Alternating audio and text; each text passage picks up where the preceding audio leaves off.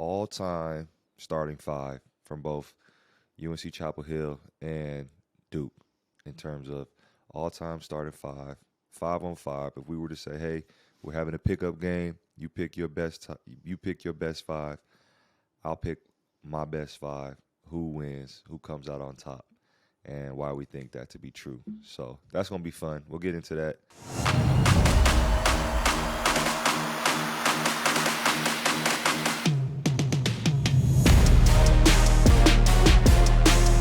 Hello and welcome back. This is episode 21 of the Better Blue podcast. I'm Ryan Kelly. On the other side of the couch, James Michael McAdoo. What up? What's going on?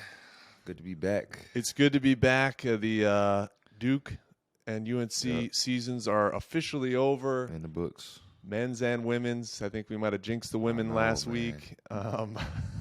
Both great games. Y'all. Yeah, very close. Went to overtime. Yeah, overtime. Our game was they lost at the buzzer.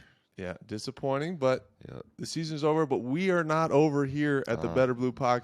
There's still plenty to talk about. Yeah. As always, hit that subscribe button if you're watching on YouTube. Check us out on Apple Pods, Spotify Podcasts. We're on all platforms, Twitter, Instagram, TikTok. Check us out. Give us a follow. Give us a like. Like, comment, subscribe. It goes a long way. It really does. We love hearing from y'all. We love seeing just what the temperature is out there, how y'all are feeling, what y'all want to talk about, what y'all want us to discuss here on the pod.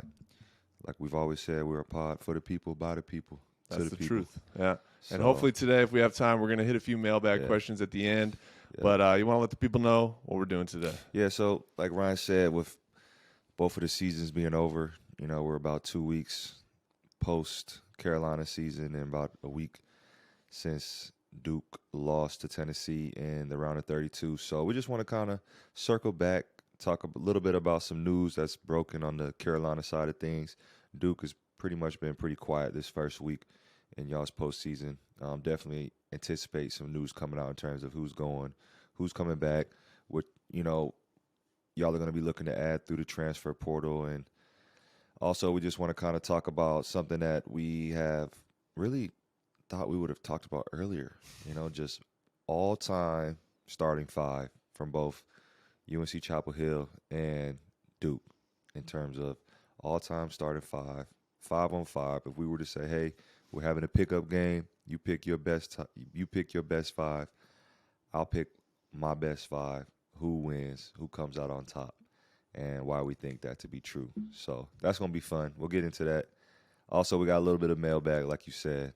But first, let's just talk about Carolina. Let's get into it. We got the news, I guess, less than 24 hours ago that both, Armando is coming back. He is going to exercise his COVID year. He's coming back for his 5th year. 9th year. Yeah, right. I saw on Twitter somebody, like, posted a photo. They were like, it feels like Armando's been here forever. And it was like the photo of Dean, Sam Perkins, MJ, and James Worthy, and they had like superimposed him into the picture. They're like, I feel like he's been here forever. It does though, but not a surprise. You know, we predicted that. We definitely predicted that one a couple of episodes back. Go check it out, where we kind of talked about both, you know, Carolina and Duke and their draft prospects, guys on the team. Armando was really, you know, didn't really have much going for his name in terms of the NBA draft, but good choice. You know, of course, as a Carolina fan, you love to see a guy like that come back. He's going to be, you know, the focal of the team, just like he was this year. You know, he kind of is the team. You know, he encompasses everything you want. And a big man that plays at Carolina, all-time greatest, you know, rebounder, broke the double-double record. We don't have the numbers, but I'd imagine he's going to make a run for, you know, at least top 5 in scoring. Mm-hmm. You know, it's going to be hard to reach T. Hands, who we'll talk about a little bit later. Also, Puff Johnson, you know, on the flip side of things, who was a 3-year player going into his senior year, is gone. A couple years of eligibility left. 2 years of eligibility left. He entered the transfer portal, which was a little bit of a surprise because he was actually one of the guys on the team that was in the rotation. You know, we were basically barely, you know, 7 deep, really just him, and you could guess the other guy that, you know, whoever, just depending on who we were playing, that they were throwing that Hubert was throwing out there, but he's gone. So that was a little bit of surprise. Cam Johnson's little brother, who had great success when he transferred in from Pittsburgh and played at Carolina, but he'll definitely be missed. Definitely struggled this year in terms of being healthy, which is always tough. You can't control that stuff. But wish him nothing but the best. I think that's 4, though. Dontrez Styles, Justin McCoy, Tyler Nickel, and now Puff Johnson, man. So it's happening. And I think you're just seeing, once again, why Carolina chose to pass on the NIT. Because clearly, guys were either disgruntled or they were just like, hey, this isn't what's best for me. I'm moving on. So the dominoes are falling.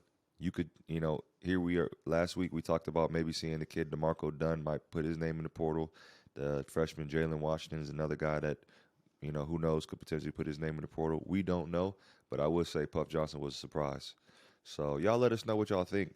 We could potentially see, right now we got 4 for sure, but I mean, wouldn't that be crazy if a couple other guys entered their name into the portal?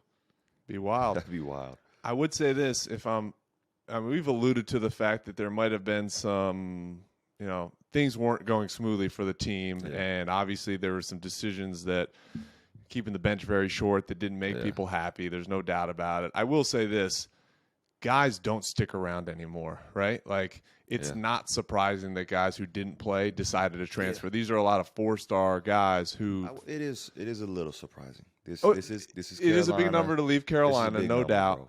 But I'm just saying, generally, the landscape of college basketball, transferring is going to become more and more common if you're not in a position where you're playing. It's just the way it's going to be. Plus, some team over here, Team Z goes, here's an NIL deal, for some free popcorn and slides. And between the transfer portal and now you add on top of that NIL, this is going to become the new norm. Yes. Let's talk about that for a little bit, though, because that's tough.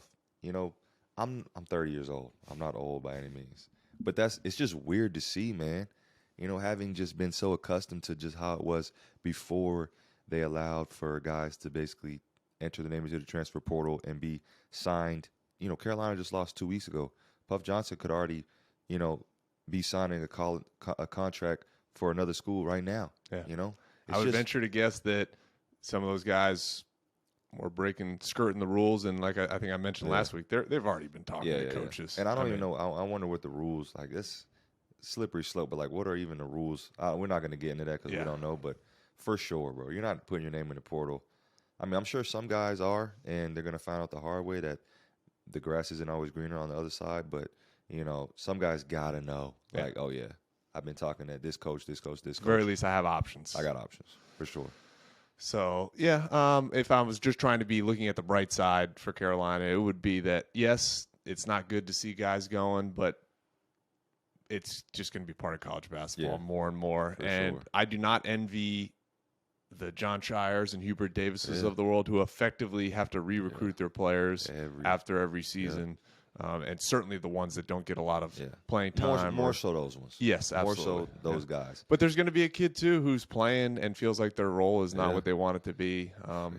And the truth is, coaches are – stubborn isn't the word, but if they look at a player nowadays and they go, well, he's not good enough to play, it's hard to then think the next year they're good enough to play, Especially for, maybe a freshman, you go, okay, he can develop. But by sophomore year, a lot of coaches look at it and go, well, you've been here a year. I mean, none of these guys that transferred were blue-chip recruits. 100%. So that has to be said, which they came there hoping for the best. Clearly that didn't happen. So now they're saying, hey, we got to move on. Carolina's clearly okay with that. I mean, they can't fight it. What are you going to do? What are you going to do? So, that's just what it is. But I would say for Carolina fans, and we talked about this last week, doesn't change who Carolina is going into next season for the most part, because we're still hoping to get R.J. Davis back. We'll see about Caleb Love, but you would hope. If not, I just can't see R.J. leaving. Yeah, hard to imagine. So having him and Armando basically as your nucleus, and then you just, we're going to have to probably wait a while to hear from Caleb Love. Yeah. I would imagine. RJ as well. Who knows if he wants to go do the draft process, which I mean is great and all. Or who knows if those two Yeah, have to. Yeah. One has to decide before Yeah, the other one. for They sure. might be who knows? going in opposite directions no matter what. I'd imagine we'll be waiting to hear from both of them for a little bit more time. But this is the new norm. Expect probably more news from the Carolina side of things. It's exciting. It's the dominoes are falling, like we said, and the staff has a lot of work cut out. We talked about this last episode. They've already done a few visits with other players, that are in the portal. Tough work though, man. Yeah. A lot of got to build a roster, got to put together a team, because as we've talked about throughout the season, Carolina fans are expecting nothing but another Final Four run. So going to be guys that we've never heard of. The guys that are going to be wearing the Carolina blue uniform next year, other than the guys that are returning. We got 2 incoming freshmen, but there's going to be guys who we're going to be like, he was where last year? Playing meaningful minutes. Yeah. That's just how it is. When you're talking about losing Leaky, losing Puff, who was basically, 6-man, 7-man coming off the bench. It's going to be tough, man. Can you imagine the kid that's on, still in the NCAA tournament right now? Maybe he's on Alabama or UCLA, and he's planning on hitting the transfer portal, but he can't yet, and he feels like he's like, I can win a national championship, but I'm behind. I'm behind people are already taking visits, and interesting time. Yeah. The only other, I'll give a little dig towards, not necessarily towards Bacot, but just the Carolina season, everything. I did notice that Armando did not this year, after a tougher year, did not have the "I'm back" message go out to all the Carolina fans. It was just I'm coming back. Y'all will see me around one more year. I'll be here. Not quite the same. That's not a dig by any means. I think shout out to him for just reading the room. Yeah, he did read the room. Very humbly putting that out there. Unlike last year. Last year was I'm back. That's it. In quotes. Yeah, that was like I'm back. Period. For sure. Oh, Interesting stuff though. Yeah. But we appreciate all the news that's coming out and dropping. Obviously, as fans, we just want to be in the know. And like we said, we're not going to get too detailed, but Carolina staff has been doing they did an in-home visit this past week, and they've already contacted numerous players in the portal. So you see, they're out there hitting the recruiting trails. Because we do have a lot of roster flexibility, which is good, So that's an amazingly positive twist Yeah. to everybody leaving your roster. Yeah, we got flexibility, man. So it'll be interesting. Yeah. It will be interesting. Plenty of news, like we said, will probably be coming out from Duke. I mean, there's even a couple guys that, who knows, they could find their way into the transfer portal as well. Yeah. So, and then obviously the NBA decisions will be happening in the next few weeks here. So, interesting time of the year. No question about it. As some teams are flipping the page to next season, some players are flipping the page, and others are trying to win a national championship. Yeah. So, I still can't say it enough, though, just having, lived in Chapel Hill the last however long and going back during the summer, you're just so accustomed to seeing the young guys grow up.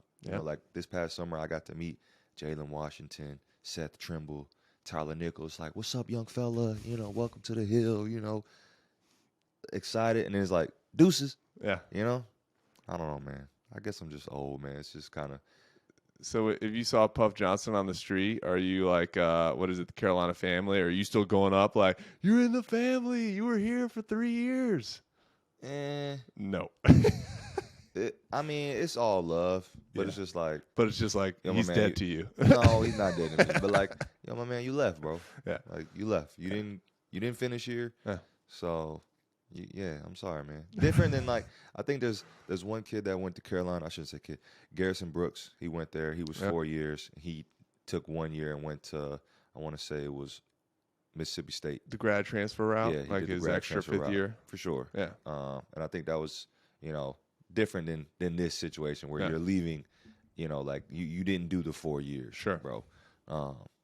But all in all, like you said, this is the new norm. And it's tough, because kids got to do what's best for them. And the universities, for sure, as we know, in the professional world, are going to do what's best for them. And now that these NIL deals are involved and there is this high volatility, high turnover rate, where Carolina could make a run to the national championship game one year, and next year you see, we got 4 guys, a week, 2 weeks out that have already left. Yep. So it's all about trying to build a team, and, shout out to Carolina.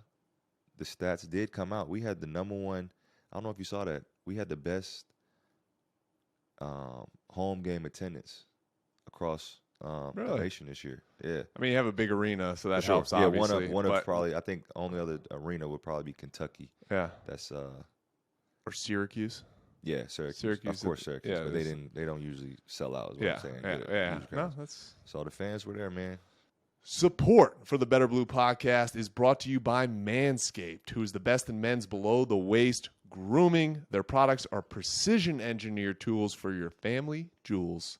Manscaped's Performance Package, we got it right here in front of us, is the ultimate men's hygiene bundle. Yes, it is. Join over, that's right, 7 million men worldwide who trust Manscaped with this exclusive offer for you. 20% off and free worldwide shipping with the code BetterBluePod in all caps at manscaped.com. If my math is correct, that's about 14 million balls. You're over there counting balls. I can't say that without Take care of yourself. Yeah. Do yourself a favor. Do yourself a favor. Tap in. Yeah. Tap in. It's in, man. We're hip. Yep. We're in. Let them know the boys from the Better Blue Pod sent you. Yeah. And like we said, they'll hook you up. Absolutely. Get you with 20% off. Yeah. Again, get 20% off and free shipping with the code BetterBluePod at manscaped.com. That's 20% off with free shipping at manscaped.com using the code BetterBluePod. Unlock your confidence and always use the right tools for the job with Manscaped. Do it. So let's get into the next little let's go to the next segment, man. This is a little bit low-hanging fruit, I would say. Talk to me. But as Chaz Michaels would say, it gets the people going. So we're gonna hit our. We are, man, and we want to hear from y'all. Yes, please. Yeah, please don't rag on us. Yeah, There's no wrong answers. For sure. There's no wrong answers here. But it's an awesome topic of discussion. Would love to see in the comments everybody else's opinions and their list and their starting 5. The one rule we said before we did our research was we wanted this to be a team, like I said, who could go on a basketball court and play the game. So it's not necessarily point guard, shooting guard, small forward, but it's a roster that makes sense, a 5-man team that makes sense. So you want to start us off with your guard? You want to do that? Yeah, I can start us off. I'm going to start with, let's go with Vince Carter. Vince Sanity coming in hot. 8-time All-Star, slam dunk champ. Culture, you're talking NBA stuff now. Okay. Culture king, man. Just, for the culture, man. Like AI, I mean, he's up there with like AI in my book, man, just for what he did for the game. Just the athlete of all athletes, bro. Half man, half amazing, bro. Unbelievable. Unbelievable. And I can't forget, as a recruit going to that anniversary game and watching him catch the alley-oop off the backboard, it just was like I was like a kid in a candy shop, man. That's probably one of the reasons I was like, all right, I'm ready to sign here. That'll do it. But yeah, I mean, I didn't want to get too deep into just, we could be here all day naming off their accolades. Yeah. So, I mean, everybody obviously knows how good Vince Carter was. And another thing that I appreciate, that I respect, was just his longevity in the game, man. Mm-hmm. I mean, the dude played forever. Yeah. He got, kind of not put on blast, but, whenever he played against Steph, they would always talk about how he played against Steph's dad. Which is just cool, man. Whenever you're able to play for 20-plus years, you're doing something right. So that's my first guy, man. Vince. I like it. I guess I'm not saying point guard, but the guy that would probably bring the ball up the court for the Duke all-time starting 5, because he wasn't really a point guard, is Johnny Dawkins. Okay. No doubt before my time. For sure. I do have a couple little stats that are just because they're so impressive. Yeah. Scored in double figures, school record 129 career games, all but 4 of his entire career. That's crazy. He was in double figures. Sheesh. Led the team in scoring all 4 years while he was there. So he finished his career leading scorers, now second all-time in Duke scoring, 2,556 points. All the accolades, two-time All-ACC, Player of the Year.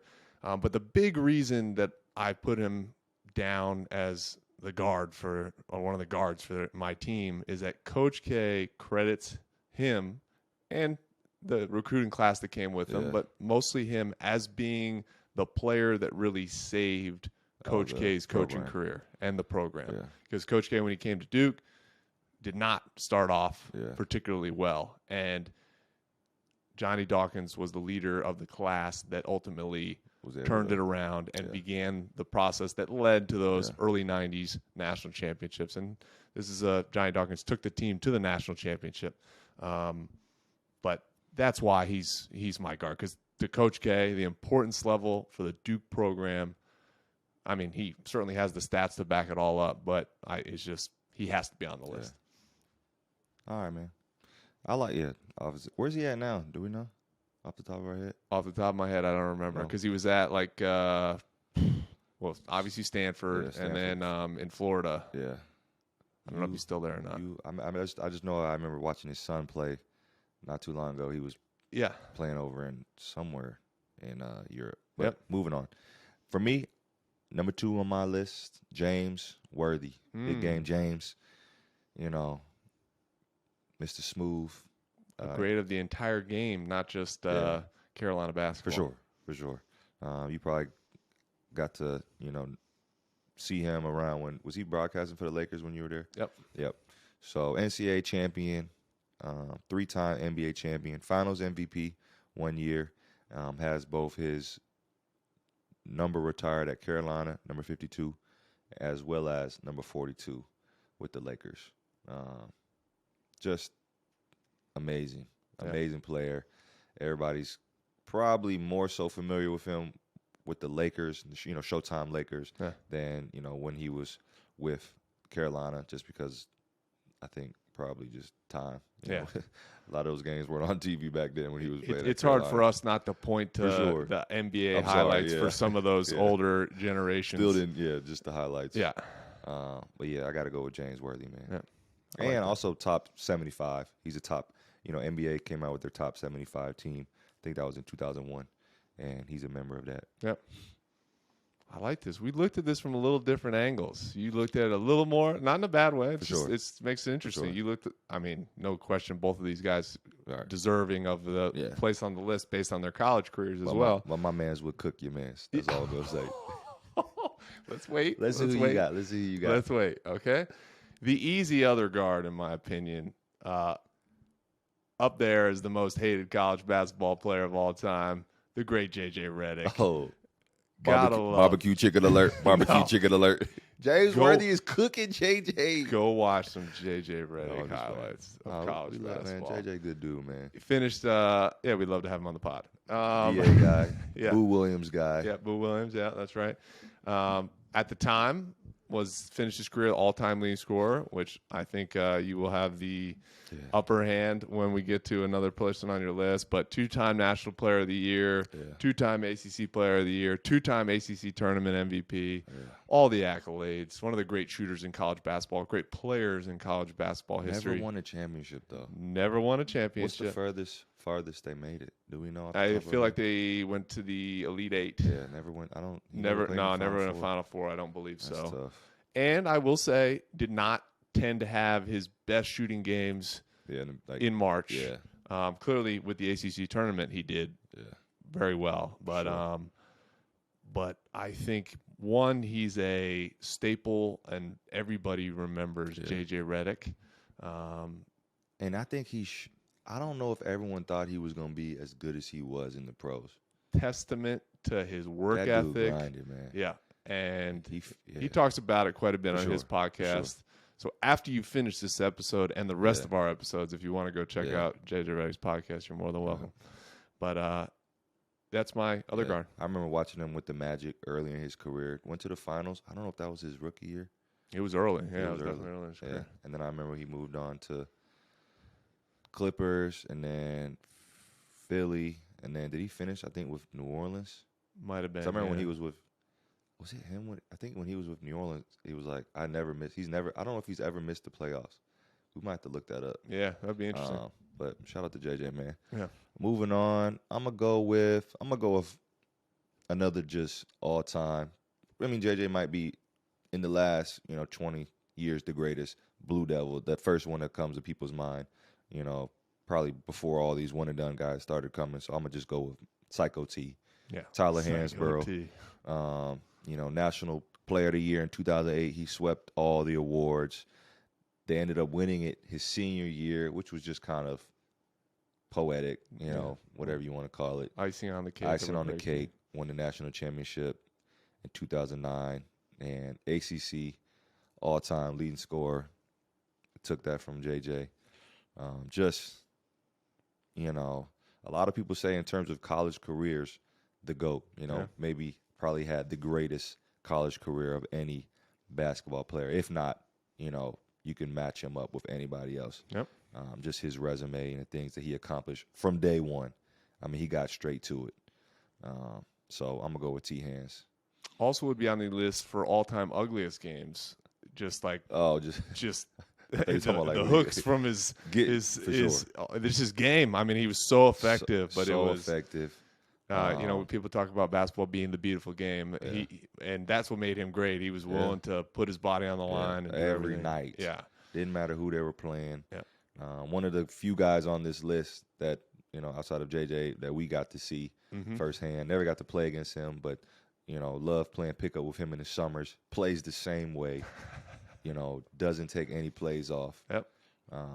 And just encapsulated everything that Roy could ask for in his 4 years there.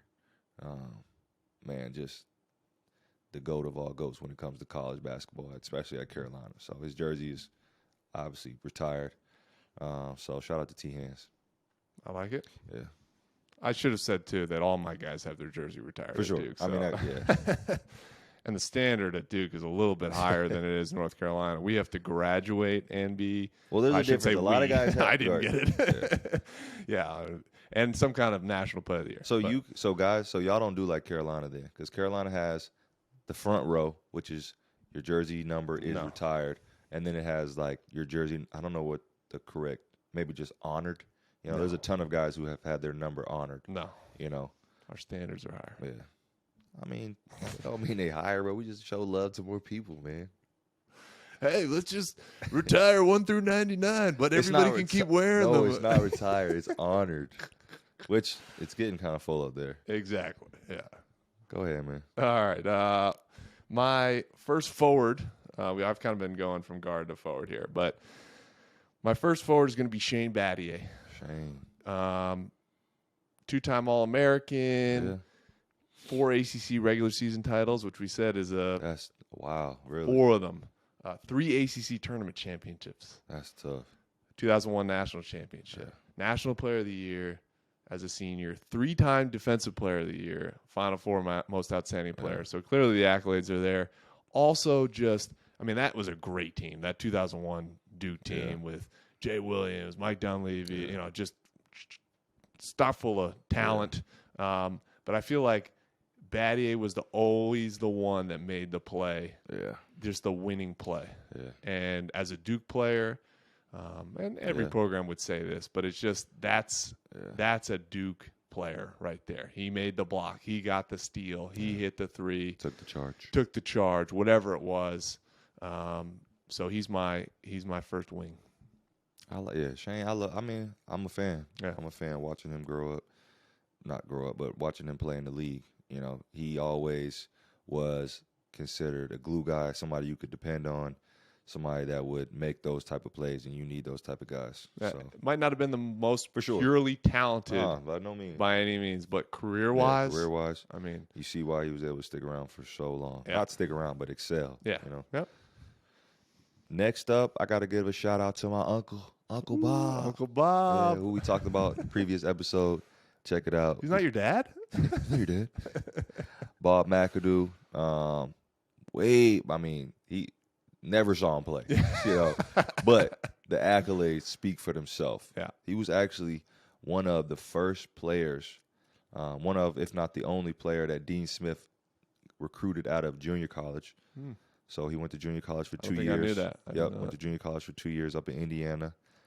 Only went to Carolina for 1 year, and left. So he was really, I mean, don't quote me on this, but basically the first one and done player. I mean, we're talking decades before it was a thing, because guys couldn't even play their freshman year back in the day. So he ended up going on to become 3-time NBA scoring champ. He was NBA MVP, the most valuable player in the NBA. He also was, a little kind of fun fact, he was a 2-time EuroLeague champ. This was way after his Laker days, way after he had won multiple NBA championships, which he ended up winning a couple. He also was EuroLeague MVP, Final Four. He also was a 3-time NBA champion as an assistant coach for the Miami Heat. And last time I checked, he's still working with the Miami Heat organization. And he also, like James Worthy, is a member of the NBA Top 75, which says a lot. Says a lot just about just how good he is. You're on that NBA Top 75, bro. You're different. Yeah, you're no doubt about that. Yeah. So, yeah. And he really, like, if you pull up clips and anybody that's watched him play, he really transcended the game because he was 6'11" and he was an NBA scoring champ. He had a stroke. Yeah. He's not a bruiser. He's not like a 6'11" bruiser. He could shoot, and clearly that shows. By being an NBA scoring champ, got to play with the Lakers. Could have done it across generations for sure. Yeah. For sure. Yeah. So, yeah. Now, how he, as a 21-year-old, might have matched up against my team, I don't know. We can only be cold. We can only wonder. Be cold. Top 75, you cold, bro. Like that's maybe better than of course, Hall of Fame. Yeah. All these guys. I don't know. So far, T. Hans, no. Bob, yes.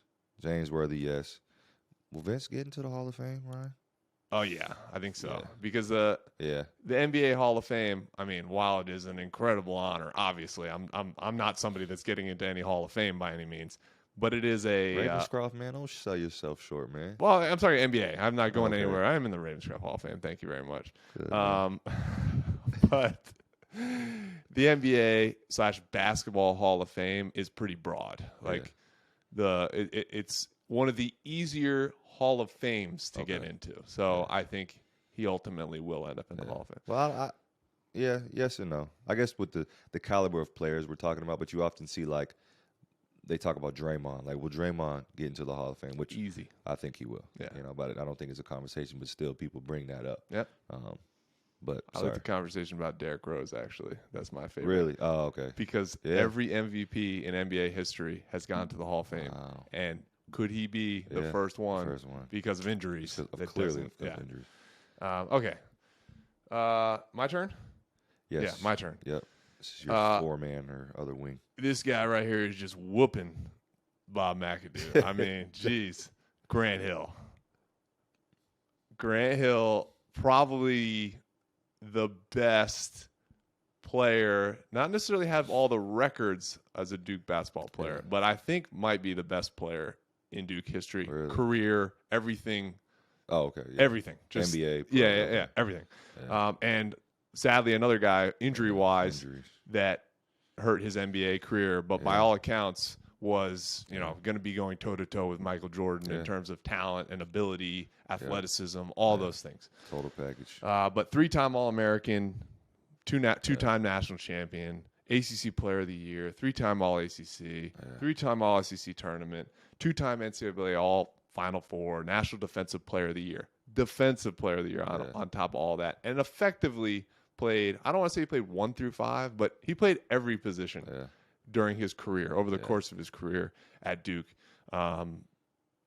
Just an unbelievable talent. And it's funny because when you hear guys, I watch like a bunch of old like NBA documentaries, and they talk about like guys like him that come into the league and just like his athleticism paired with his skill package and just how it was different. It was like unseen. Guys, it was unseen at that time. His crossover when he came into the league, people didn't know what to do with it. Guys. And now, that's just the development of the game. It wouldn't. Now, Grant Hill would be great now if he Of came course. out as well. But Yeah. it's just funny to see. He literally would just do like a hezzy cross and something just like blow him blow by dude, people. and then dunk, and then Everyone's finish like, it off whoa. with it's like, whoa.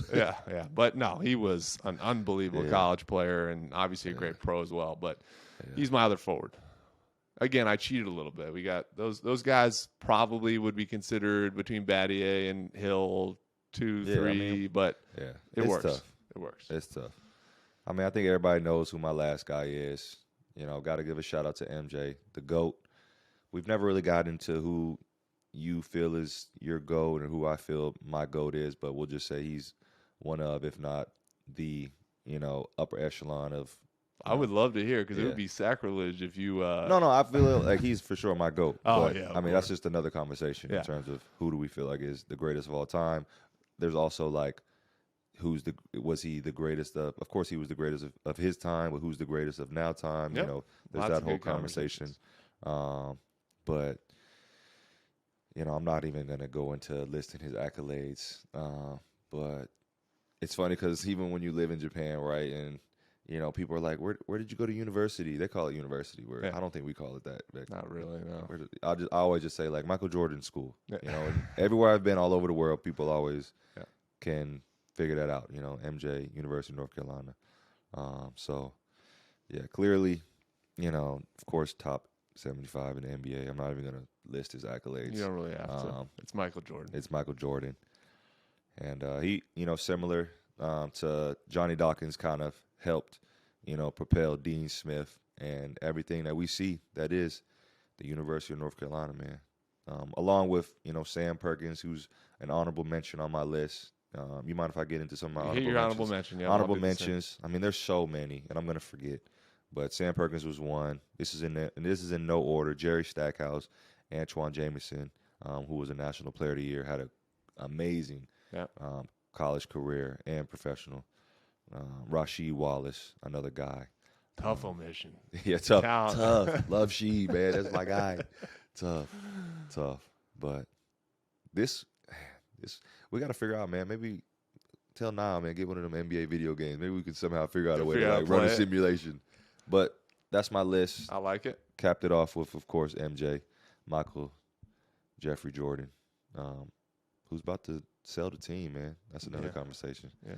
He's giving it up. He's accomplished at a lot of things. That was not one of them. So my final pick that is kind of truly a center, but played a game again a little bit ahead of his generation. And this is, I think, by all accounts, most people would say the greatest Duke player of all time. And I would argue one of the great college basketball players of all time, obviously. Yeah. And similarly to that, Tyler Hansbrough, he could be the GOAT. This is Christian Laettner.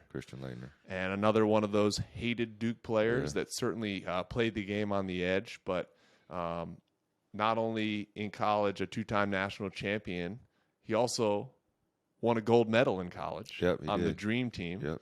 Obviously, he wasn't playing a ton, but still a huge part of that Dream Team as a college basketball player. Yeah. Three-time All-American, National Player of the Year, two-time ACC Athlete of the Year, ACC Player of the Year, three-time All-ACC, NCAA Final Four MVP. And let me ask you a question that has an obvious answer.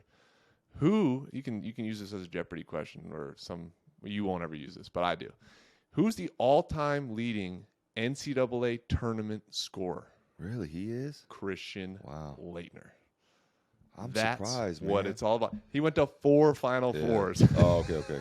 So clearly, and 2 national championship wins. Yeah. So it's just pure success. Let's put it that way. Sure.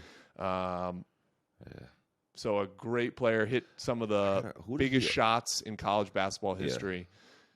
I'd be interested to go back and see who he overlapped with. This is, of course, dating ourselves. I'm sure if anybody knows out there, let us know who he overlapped with at Carolina, or who who was JJ's formidable opponents. Yeah, we'd have to look. Like even T. Hands was only ACC Player of the Year, I think, one time. Yeah, not even his senior year, which was an interesting fact. For him to be so dominant. But yeah, Laettner, man, definitely up there. Is a great.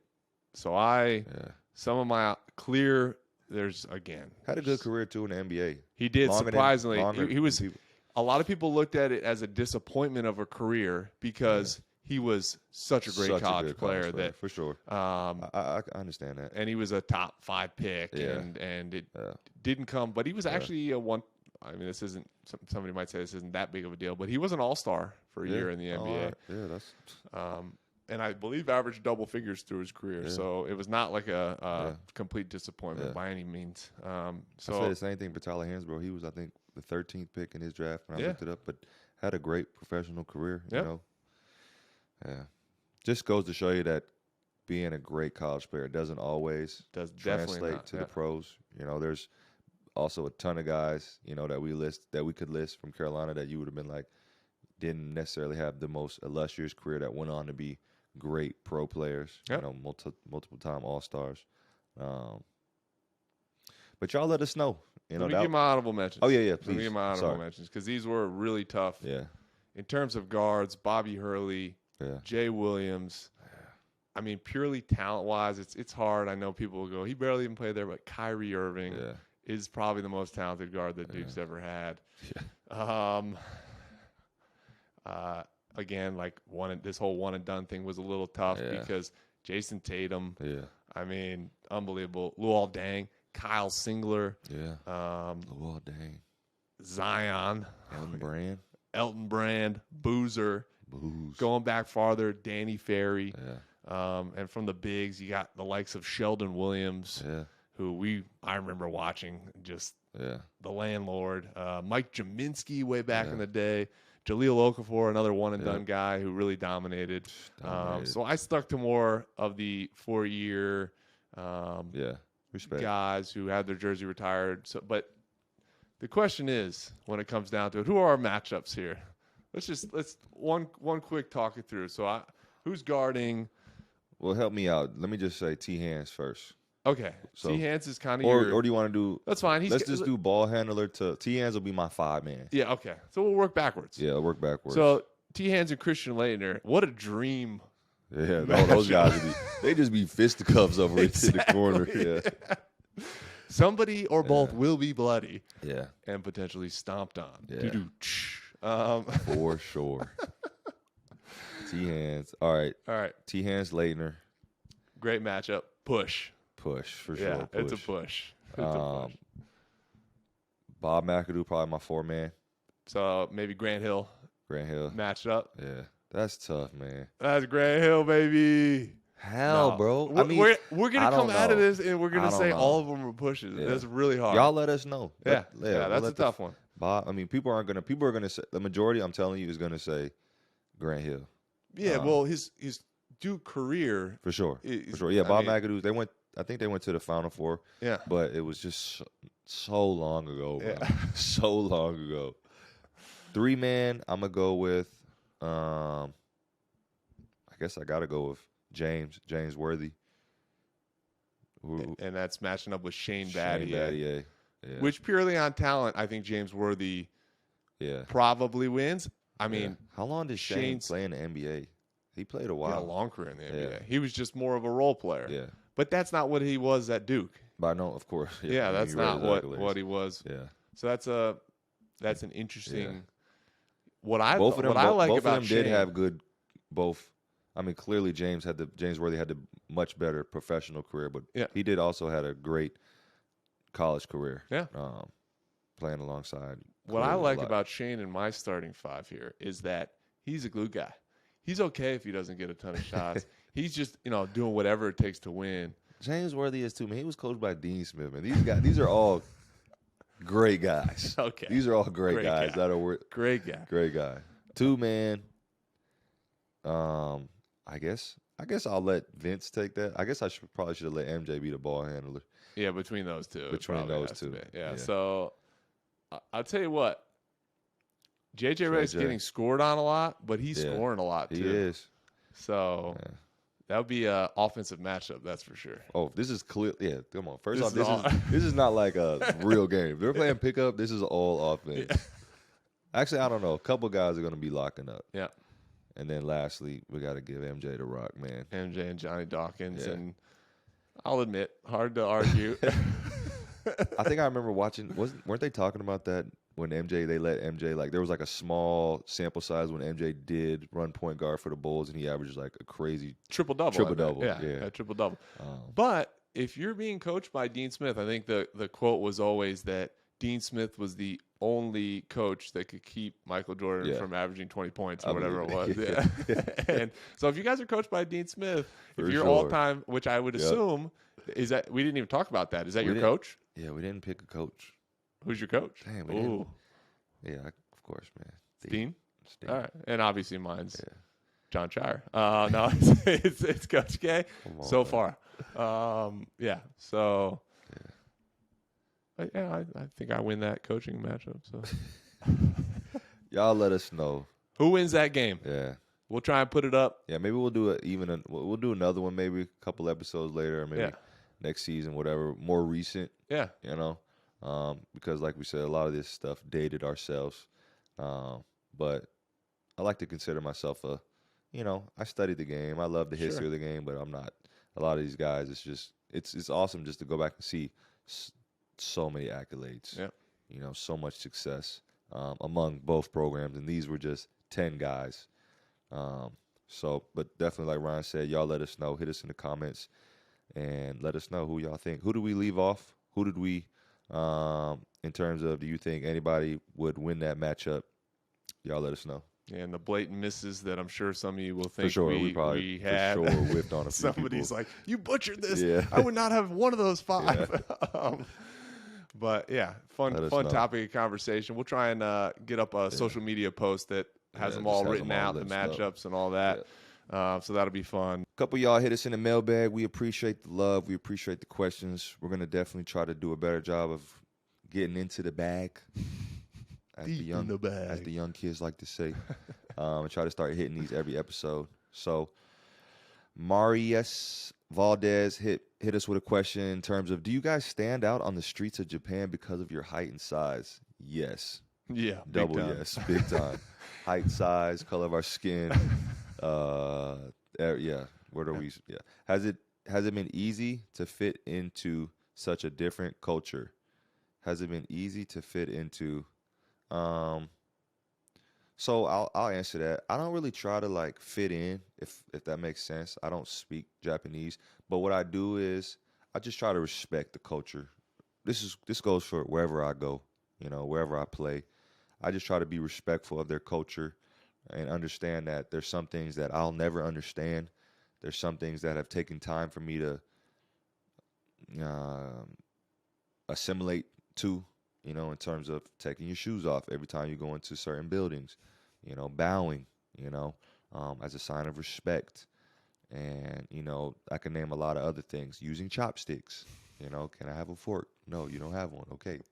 Arigato. Things of that nature. I think it's all about understanding that we are foreigners. We are gaijin. This is not our home, although one of our teammates tried to give us crap the other day because USA Baseball lost to Japan. But I'm like, World Baseball bro, I'm basically Japanese, bro. I live here 10 months out of the year. So what you want to do? That's just what it is, man. So I would say it is. When you first get here, it's a little bit of culture shock.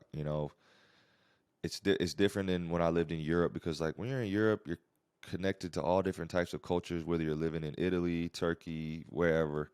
But Japan is Japan. Like, it's an island.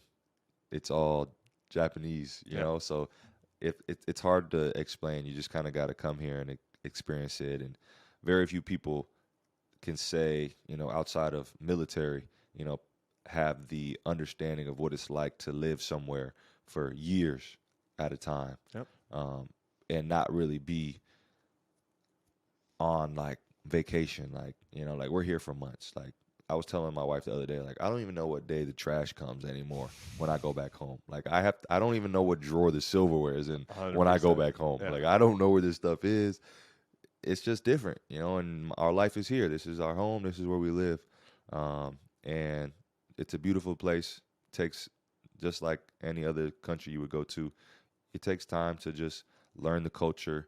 But you have to be open-minded and you have to be humble. And I think I'd like to say, of course, both of our families have done a tremendous job at that, and that's what makes it such a beautiful place to live in.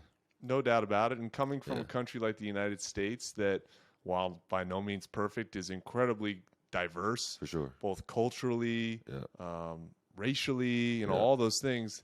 Japan is not necessarily that way. So there's no doubt that you feel very different when you're here. But that's okay. It's okay. And, you have to be you while also, like you said, I think being very respectful of where you're at and the people around you. And, I try and do that as best I can. I think you do too. Nothing beats seeing another black guy, though, man. Remember that one video I showed you like months ago? Like, Dev, pull that clip.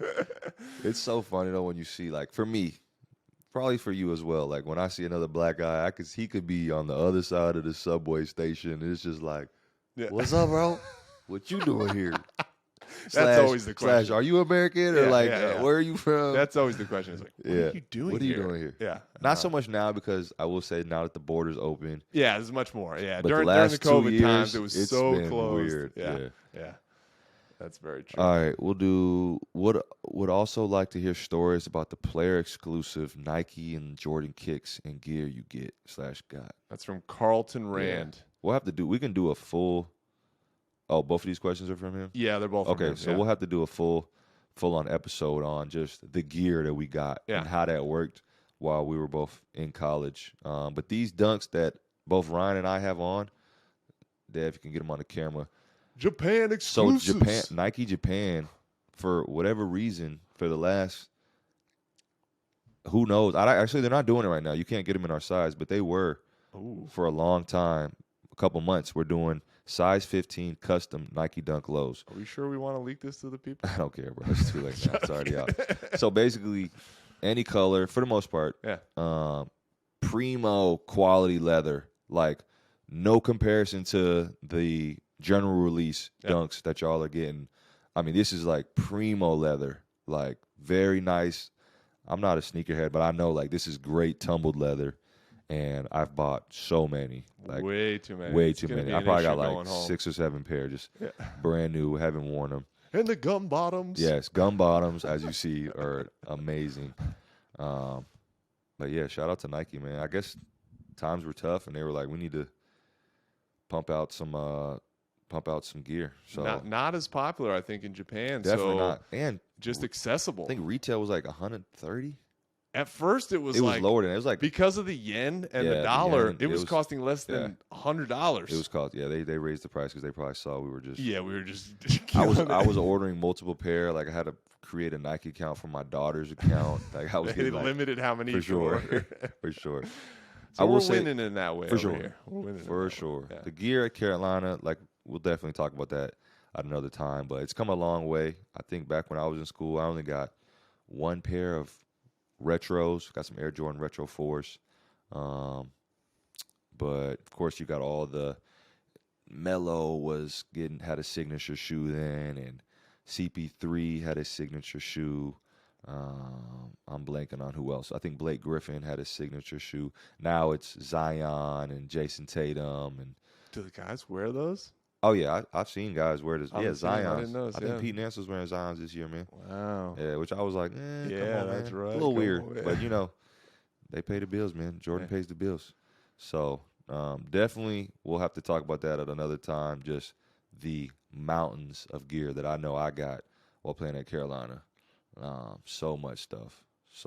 Definitely an interesting conversation, and we were a Nike elite school. Yeah. So I'm going to leave it at this, and it's going to lead into another episode at some point, is that we did have some issues with some guys wanting to wear Jordans, and nothing actually really coming of it other than being told, don't wear Jordans. Wow. So we'll leave that. Yeah. I'll drop that for another Please. longer conversation. So yeah.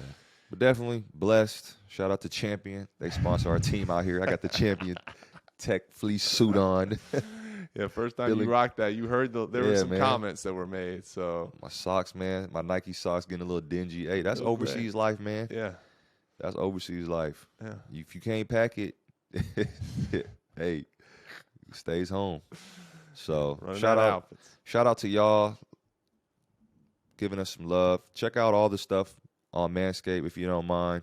Yeah, if you want to support us, that's the way to do it. Watch, listen, Hit up manscaped.com. Hit the Mailbag, Blood or Boot Podcast at Gmail. Ryan Kelly 34 on all platforms. James McAdoo on all platforms. Excited for the summer. Excited to, hopefully just keep diving into this until we take a break, whenever that is. But like Ryan said, we're here until that happens. And I appreciate you, Dev, our producer. Shout out our guy, Dev. Shout out our guy, Dev, man. And that's it, man. That's a wrap. See you next week. Peace.